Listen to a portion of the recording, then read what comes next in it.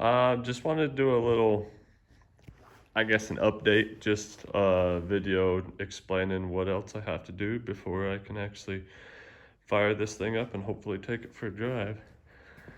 So last night, a buddy of mine come up and we were just chatting, and while we were chatting, I got the seal that actually seals the turbo between the divider plate here, so it just gets fresh air from the filters.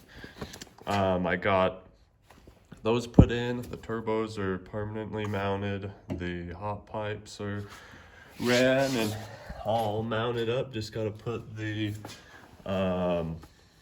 wastegates on them. So that was exciting. This side, I got the PCV, the other end of the PCV that actually goes into the exhaust right here. I just got to weld it up, throw some good VHT paint on there, bolt that on, and that'll be final welded. This side is all back. I did the same thing. We did the same thing last night.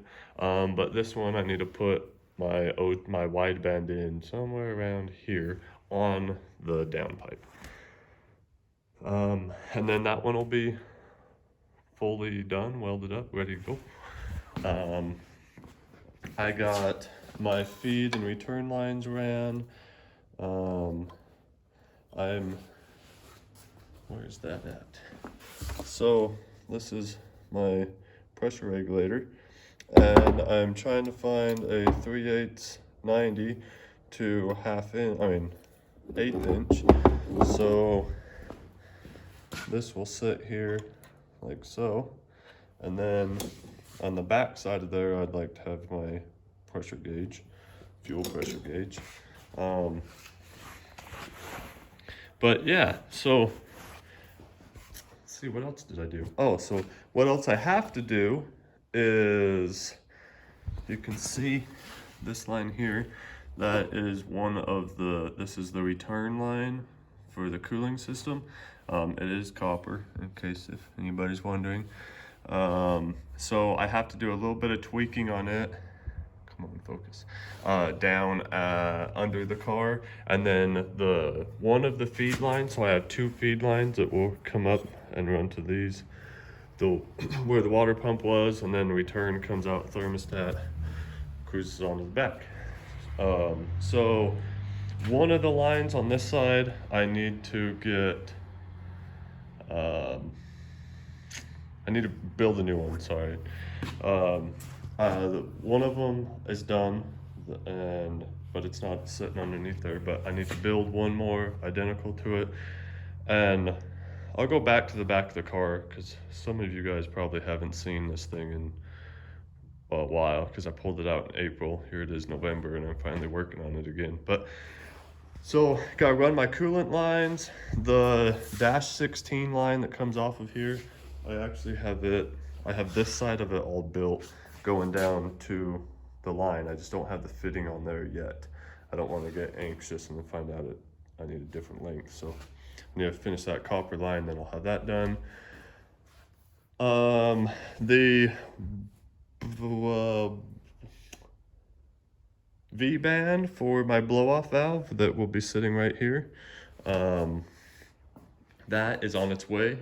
It should be here. Today is Thursday. It should be here Saturday.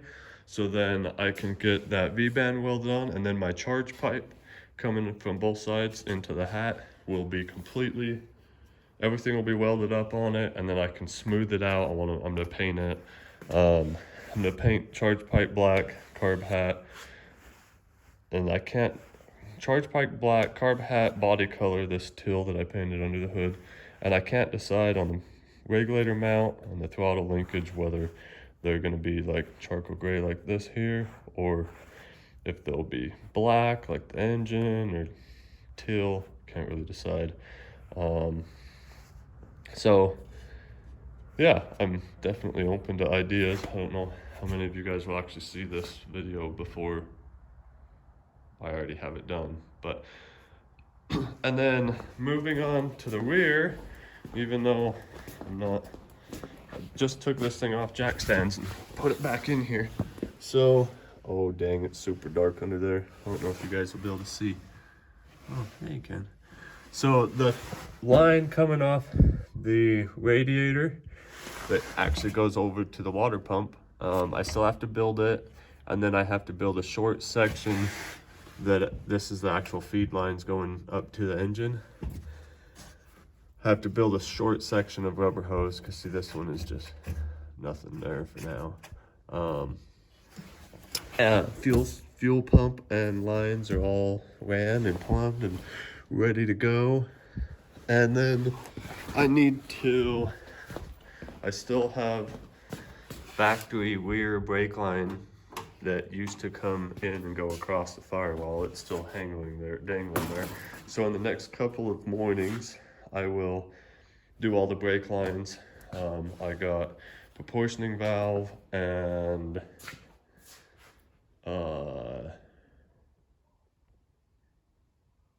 line lock. Oh my gosh, mind went blank. A line lock to plumb in at that same time.